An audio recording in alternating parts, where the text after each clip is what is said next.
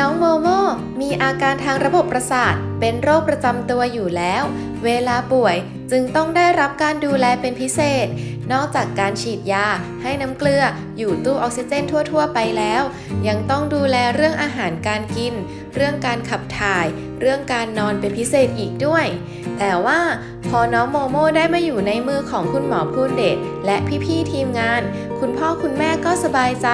ตอนนี้น้องโมโมอาการดีขึ้นไม่ต้องอยู่ในตู้ออกซิเจนทานอาหารเองก็พร้อมที่จะกลับไปอยู่บ้านได้แล้วค่ะ